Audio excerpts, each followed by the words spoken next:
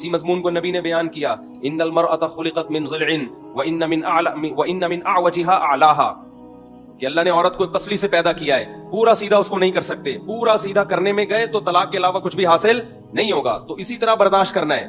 اصل اصول یہ جہاں قرآن نے بیان کیا لیکن بیلنس کیا ہے، اللہ نے فرمایا پھر بھی اگر ناقابل برداشت تکلیف دے رہی ہے تمہیں وہ، تو پھر اللہ نے 3 اسٹیپ بیان کیے۔ فَعِظُوهُنَّ، پہلا اسٹیپ اللہ نے بیان کیا محبت سے سمجھاؤ، نصیحت کرو۔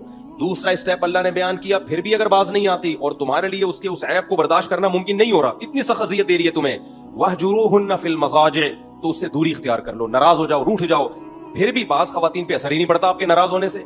پھر اللہ نے کیا فرمایا، وَاضْرِبُوهُنَّ، پھر ان پر ہاتھ بھی اٹھا سکتے ہو، تو یہ بھی تو اسلام ہے۔ یہاں ہمارے سیکولر لوگ بولتے ہیں یہ کیا اسلام مرد کو عورت پہ ہاتھ اٹھانے کی اجازت دیتا ہے؟ جب مرد سربراہ ہے تو دنیا میں کوئی ایسا سربراہ آپ نے دیکھا جو آرڈر تو دے، آرڈر منوانے کی پاور نہ ہو اس کے پاس، تو وہ سربراہ تھوڑی، وہ تو خانسامہ ہے۔ پھر نہیں ہے میرا خیال بات سمجھ میں، وہ سربراہ ہے یا خانسامہ ہوا پھر وہ؟ جب وہ کوئی بات آپ کی نہیں مان رہی ہے، نان نفقہ شریعت نے آپ کے ذمہ ڈال دیا، تو اس کو بھی تو کچھ پابند کیا ہے نا کہ وہ بھی تو کچھ آپ کی مانے، وہ ایک نہیں مان رہی آپ کی۔ طلاق دینے میں آپ کو پتا ہے کہ آج کل کیا ہوتا ہے؟ پہلے بھی بہت کچھ ہوتا تھا، آج کل تو ایسا بیڑا غرق ہوتا ہے مرد کا بھی عورت کا بھی۔ تو سیکولر لبرل لوگوں کے پاس اس کا کوئی حل نہیں ہے، وہ کہتے ہیں برداشت کرو۔ یہ ایسی باتیں ہیں جو گراؤنڈ ریئلٹی سے میچ نہیں کرتی۔ کہتے ہیں اچھا آدمی ہوئی ہے، ایک عیسائی سے میرا مناظرہ ہوا پادری سے، میں نے کہا عورت یہ کر رہی ہے، وہ کیا کرے گا؟ کہنے برداشت کرے۔ میں نے کہا اللہ کے بندے وہ بات کر جو کامن سینس کی ہو، آپ کے ماں باپ کو گالیاں دے رہی ہے وہ، آپ کیا برداشت کرو؟ تو بس وہ برداشت ایسا نہیں ہے بھائی۔ جب سربراہ بنایا ہے تو وہ سربراہ نہیں ہوتا جس کے پاس اپنے آرڈر کو نافذ کرنے کی طاقت نہ ہو، نہیں ہے۔ لہذا جن کو اچھی عورتیں مل گئی ان کے تو مزے ہیں، جن کو تھوڑی سی آڑی ترچی ملی وہ تو بیڑا غرق۔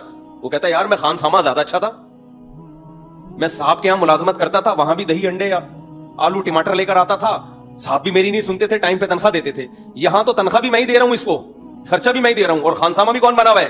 میں بنا ہوا ہوں۔ تو یہ کہنے کی حد تک بہت زبردست باتیں گراؤنڈ ریئلٹی سے میچ بولو نہیں کرتی ہیں یہ، اس لیے ہم لوگوں سے یہ کہتے ہیں کہ بھائی سب سے اچھے اخلاق والا وہ ہے جس کے اپنے گھر میں سب سے اچھے اخلاق ہیں۔ نبی دعوت پہ گئے ہیں تو فرمایا کہ میری زوجہ کو بھی بلاؤ گے تو دعوت پہ جاؤں گا ورنہ نہیں، یہ نبی کا اصل حکم یہی ہے۔ لیکن ساری انگلیاں برابر نہیں ہوتی، ساری انگلیاں برابر نہیں ہوتی ہیں، اس سے تو خاندانی نظام ٹوٹے گا، خاندانی نظام تباہ و برباد ہوگا، جو کہ ہو رہا ہے۔ تو اس لیے جہاں بچی کو رخصت کر کے گھر سے بھیجو نا، اسے یہ بھی سکھاؤ، جہاں اپنے بیٹے کو سکھاؤ کہ یہ بیوی کے حقوق ہیں، وہاں اپنی بیٹی کو بھی سکھا دو بیٹا شوہر جب تمہیں کوئی بات کہے گا نا جو جائز مطالبہ ہو تم نے پورا کرنا ہے، نہیں کیا اس کو سختی کی اجازت ہے، پھر روتے ہوئے نہ آنا گھر میں۔ میرے سامنے جب کیس آتا ہے نا عورتیں یہ بہت چیختی ہیں میرے میاں نے مجھ پہ ہاتھ اٹھایا ہے، ہاتھ اٹھایا ہے۔ اکثر ہمارے اسکالر ایک دم جذباتی ہو جاتے ہیں ایسے موقع پہ، اور جو ثالثی کا کردار کر رہے ہوتے ہیں ایک دم ایکسائٹڈ ہو جاتے ہیں، یار وہ مرد کا بچہ نہیں ہے جو عورت پہ ہاتھ اٹھائے، انتہائی درجے کا کمینہ ہے۔ بھائی پہلے بیان تو سنو، کس بات پہ ہاتھ اٹھایا ہے، دوسری طرف کا بیان تو سنو۔ آپ بیان سنے بغیر آپ ایک دم کیسے فیصلہ کر رہے ہو؟ ایک صاحب نے اسی طرح کا، بھائی ہاتھ تو بنتا ہی نہیں ہے، ہاتھ اٹھانے کا تو میں نے کہا واقعی نہیں بنتا، ہاتھ اٹھانا کوئی شریف لوگوں کا کام نہیں ہے، ہم بھی یہ بات مانتے ہیں، اچھے لوگوں کا کام نہیں ہے کمزوروں پہ ہاتھ اٹھانا۔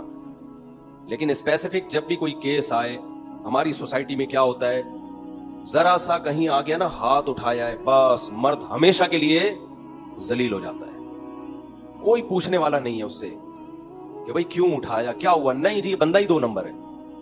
اس کا نتیجہ یہ نکلتا ہے مرد پھر بیوی کے غلام بن کے زندگی گزارتا ہے، اور اس کے بعد پتہ ہے کیا ہوتا ہے، ایسا نہیں ہوتا کہ وہ غلام بن جائے، پریکٹیکلی مرد غلام بن ہی نہیں سکتا، وہ کمپرومائز کر لیتا ہے کہ ٹھیک ہے، وہ پھر ادھر ادھر جا کے منہ مارتا ہے، وہ پھر اس سے دل لگانا چھوڑ دیتا ہے، کہتا ہے جاؤ خرچہ پانی لو،